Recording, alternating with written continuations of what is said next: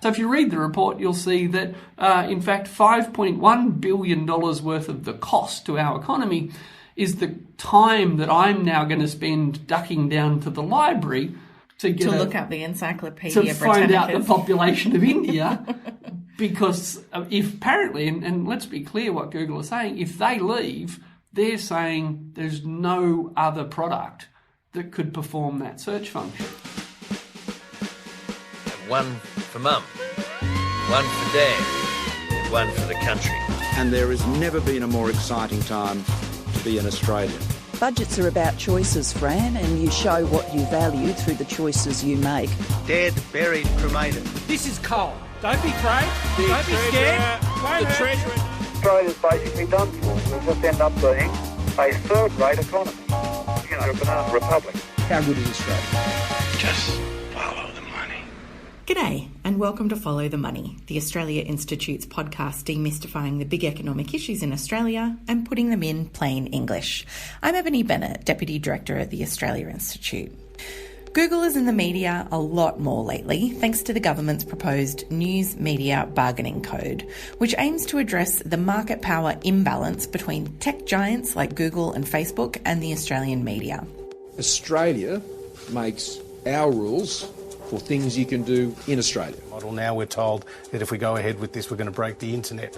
What I do know is that media businesses should be paid for content.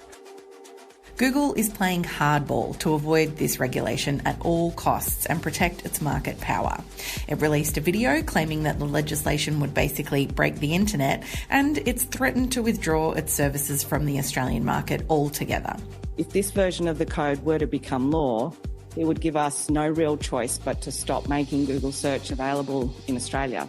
As part of its campaign to avoid regulation, Google and its consultants released some economic modelling, claiming that the company generates massive economic benefits for Australia, totalling around $39 billion for business and an extra $14 billion for consumers. Can Australia survive without Google? That's the question. So it's Google or nothing. What happens when tech giants play chicken with governments and the media? Google's submission to the Senate inquiry quoted that $39 billion figure and suggested that it was roughly equivalent to the annual output of Australia's construction sector. When the Australia Institute Centre for Responsible Technology looked into it, we quickly saw that these claims are massively overstated, to say the least, and as might be expected, the negative aspects of Google's practices aren't really acknowledged. They're saying we're the only potential advertising engine, so without us there would be no advertising, so no benefits from advertising in the Australian economy, which is a bit of a stretch, I reckon. Google takes content created by other people and makes profit off it. You either have to share that profit or you've got to pay some tax. So this week we thought it might be interesting and a good opportunity to talk to our chief economist, Richard Dennis, about the use and abuse of economic modelling, one of his favourite pet topics. G'day, Richard. Good morning, Eb. Google is a pretty big company, but is it really worth $39 billion to business in Australia? No, not even like it. I mean, it's worth far more than that to its shareholders. Let's be clear, Google is now one of the biggest companies in the world. But it's massively exaggerating its contribution to the Australian economy, and in turn it's massively exaggerating the consequences, not just to the Australian economy, but the consequences to Australia of its threat to leave our shores if we as a nation state have the temerity to introduce regulation it doesn't like. So to be clear, Google have said, if you introduce this new code, we're going to hate that so much we'll leave.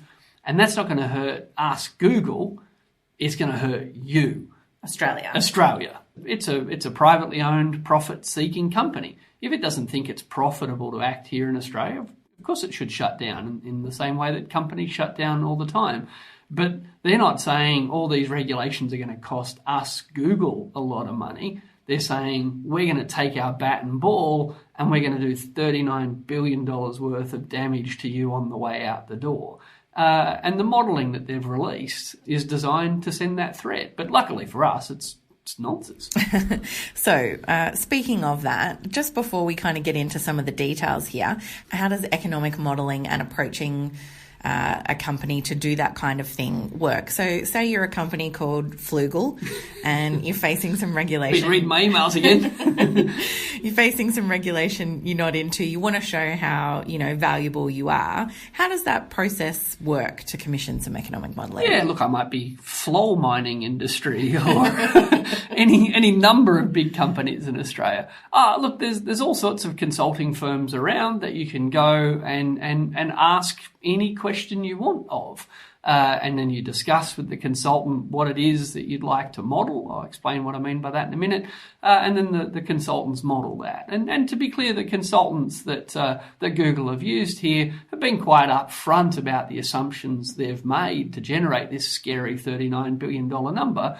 So, we need to kind of reflect on that. They, as the modeler, said, well, if the following assumptions are true, then we reckon the cost would be $39 billion. They've been transparent about that. Yeah. But the headline that people read is the $39 billion. $39 billion.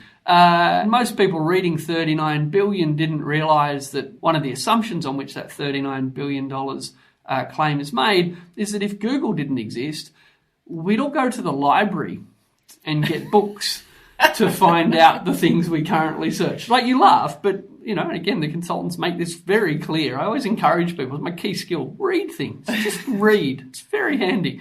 So if you read the report, you'll see that, in fact, $5.1 billion worth of the cost to our economy is the time that I'm now going to spend ducking down to the library to look up the Encyclopedia to find out the population of India.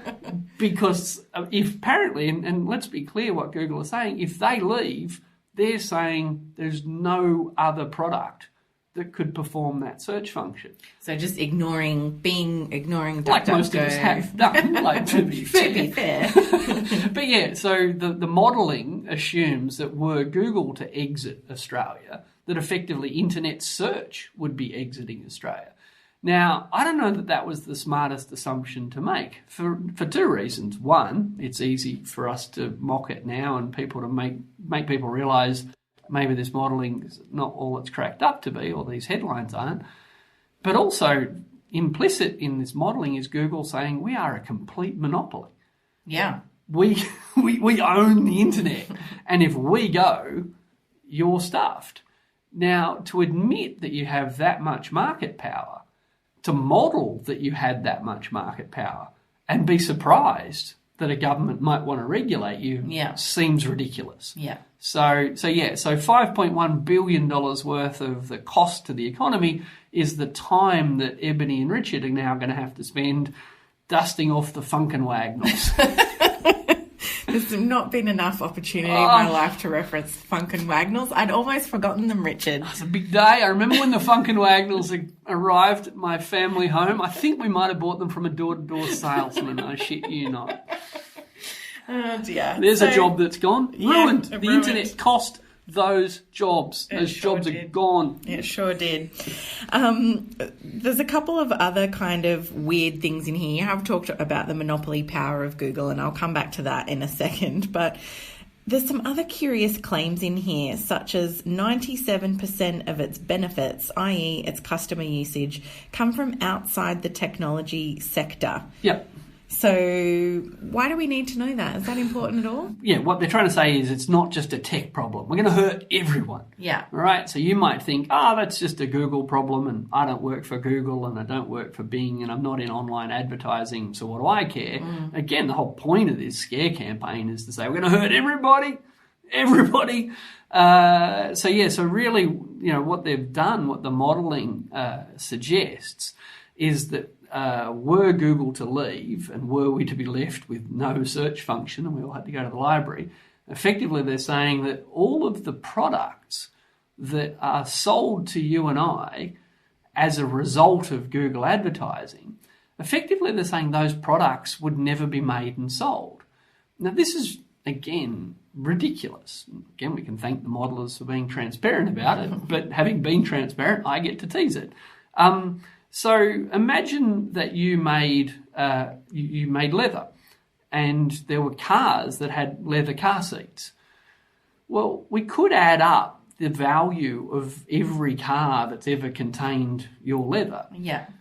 And say, without your leather, these cars would never have been made. So we're so vital to the production of cars, my $10 million worth of leather has led to, $100 million, $1 billion worth of cars.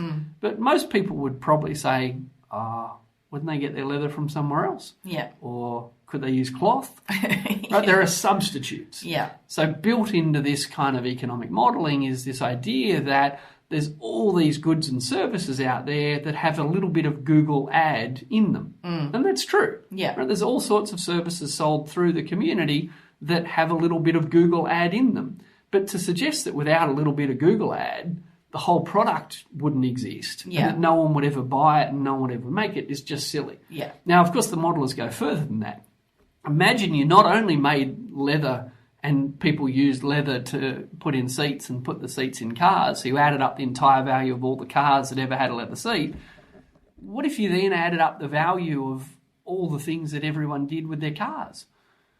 Because again, that's what this modelling does. Yeah. Right? It's like, okay, so it's not just that the things that were sold with a Google ad in them that mattered, it's all the intermediate goods that went into that as well. So again, Google are the dominant suppliers of online advertising in Australia. If they left tomorrow, it would be disruptive. Yeah. If we switched from paying Google to advertise gadgets in the lead up to Christmas to paying Bing or a newspaper directly to advertise a gadget in the lead up to Christmas, maybe that's not quite as good for the advertiser. Maybe that's not quite as good for the customer. Yeah. There might be some costs, but $39 billion, no way.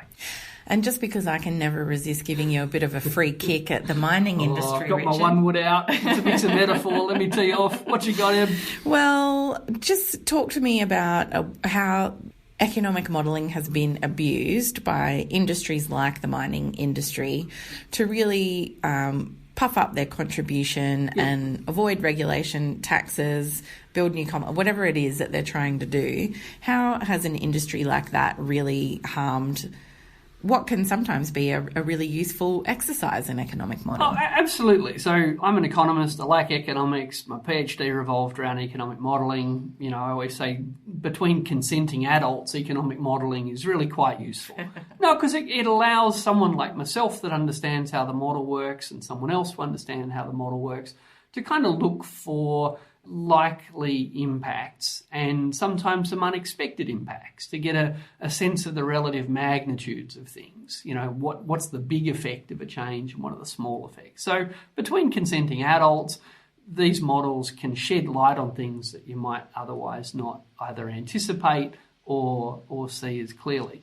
But these models have kind of broken free from academia and now they kind of rampage across our public debate, where basically anyone willing to pay $200,000 to $400,000, it's not cheap, can pay someone to go and effectively exaggerate the size and contribution of their industry. So I'll give you an example. The health industry in Australia, Health and Community Services, is the biggest employer in the country. Yeah. Right, according to this top secret website called the Australian Bureau of Statistics, the health departments in our state and federal governments and all the nurses and all the ancillary services engaged in the health sector are by far the biggest employer in the country. Yeah. And according to that same top secret ABS website, mining is tiny. Okay, and to put it into context, there's not an electorate in the country where more people work in coal mining than work in health. Yeah. Right? No. Not even in like the Hunter Valley or wherever Adani is. No. Right? Wherever Adani is. Well, it doesn't employ many people yet. So health is big. Health is big everywhere. If you want to talk backbones of the labour market and backbones of the economy, you're talking about health. Yeah. But that's no fun because the business community wants to pay less tax and for the government to spend less money on health. Yeah. And the mining industry employs almost no people, but because people hate pollution and people don't like all the dust and the noise and they don't like the environmental harm, they don't like the climate change, the one thing the mining industry's got going for it is the perception they employ a lot of people. Yeah. So modelling, unfortunately, has, while it can be used to shed light on interesting relationships, has become sort of PR 101. Yeah. So much so, and we debunked this during the last Queensland state election, The Queensland Resource Council put out research ahead of the Queensland state election suggesting that the mining industry employed more people in one of the inner city Queensland electorates than lived in the electorate. It didn't just claim responsibility for all of the employment, it claimed responsibility for about 120% of employment in an inner city suburb of Brisbane. Yeah. And who knew that was the hotspot for mining in Queensland? So, unfortunately, we have these bizarre multiplier effects. We have the kind of confusion that we see in the Google modelling, and it makes it very easy for employers or industries that employ a small number of people but who have a lot of money to spend to pump up their own tyres. Yeah. And the consequence of that is that when I say health employs far more people, no one believes me. Yeah. And they won't go to the bloody ABS website and check. And Richard's right, by the way, people, I'm right. And you've tried. I've tried, but instinctively, but how could so many people have told me a lie for so long? And that's a good question. Yeah. But go to the ABS website. So just before we wrap up, I want to come back to the actual issue that we are trying to solve here, which is the huge and incredible market power of Google and Facebook. And the ACCC was really careful to point out that they're prioritising this issue because it's harming journalism, and journalism is important to democracy. Given where we are at the moment, Google's really done nothing to avoid shining a spotlight on how huge their market power is here. All the threats, this modelling, everything that they're actually doing is actually showing how much market power they have. Absolutely. And look, once upon a time, in a complete fluke coincidence, newspapers were the best way for someone that wanted to sell their car to find someone who wanted to buy a car. Or it was a great way for an employer that was looking for a new employee to find that employee. So classified advertising used to be called the rivers of gold, all right? And by the way, that had nothing to do with journalism. Yeah. It just happened to be that a lot of people liked the idea of buying the Saturday paper and getting some news and some sport, and everything they could possibly want to buy was there for them. And, there was competition. There were things like the Trading Post that just had the classified ads and no news. Right? Yeah. But historically, newspapers around the world made a lot of money out of those classified ads. And right now, newspapers still make a lot of money, with an ad for Coles or Woolworths, with an ad for a car, with an ad for a tennis racket. So advertising is the main source of revenue for newspapers who employ journalists. And because eyeballs buy the newspapers, they're attractive to the advertisers. But in the online space, and this I don't think is quite well enough understood, in the online space something really different happens. If you want to advertise a new car, it makes sense to put the car ad in the car section of the paper. And sell a tennis racket, you stick it in the sports, right? So if you go to the Sydney Morning Herald website, you might see an ad for a car or a tennis racket. But newspapers' website can't ever charge as much as Google can for an ad, because Google knows everything you've ever done online ever. Yeah. So when Ebony types in Australian Open to Google, the ad that's displayed next to your search results is not just a random ad for a tennis racket. Yeah. It's the ad that the best algorithms in the world think, given everything we know about Ebony's entire search history, her online viewing habits, you name it, right? All of that information about Ebony means I can display the perfect ad for you in the Google search site. The perfect rose gold glitter tennis racket. That's just where I was heading. And when your newspaper tries to sell an ad, they can't say to the advertiser, they can't say to the tennis racket company, when Ebony comes to the Sydney Morning Herald website, we know everything she's ever done. Yeah. So what's actually happening here is that because Google owns all of Ebony's data, Google can pitch ads at Ebony far more effectively than the newspaper ever can. So their bargaining power is not just about the market share. There's this incredible barrier to entry that if I set up Flugel tomorrow, I don't have your whole back catalogue of search. Yeah. So I can't say to an advertiser, hey, give it to me. I'll match your tennis racket ad to the people in Australia most likely to feel like buying a tennis racket right now. So the market power isn't just how big they are, it's how much they know and how hard it is for a newspaper or Flugel or anyone else to kind of start from scratch and try and compete with them. Yeah. And so what Google is to search advertising, I think Facebook is to display advertising. And same thing, like Facebook knows everything you've ever paused to watch on Facebook. Facebook knows all the things that you've engaged with in Facebook. So when I, as a person trying to sell microphones or iPads or tennis rackets, approach Facebook and say, I'd like to put an ad in front of the right kind of people, Facebook knows more about who the right kind of people are than the newspapers or anyone else ever can. So their market power is not just enormous, but it's very hard from a free market point of view for any competitor to ever catch up. Well, we might wrap it up there, and maybe we'll pick up some of these arguments about the news media bargaining code in a bit more detail down the track. But thank you very much for explaining Very welcome. the use and abuse of economic modelling. Get yourself to that ABS website and say, damn, Richard was right again. It's where all the data is hidden, It's folks. all hidden, top secret. This episode was recorded on Tuesday, the 16th of February 2021, and things may have changed since recording. You can visit australiainstitute.org.au for all our latest research and content, including Dave Richardson's analysis of the flaws in Google's commissioned economic modelling. We're on Twitter at the Oz Institute with an AUS, and my Twitter handle is Ebony_Bennett with a _T.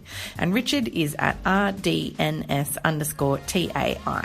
This episode was produced by Jennifer Macey, and our theme music is by Jonathan McFeet from Pulse and Thrum.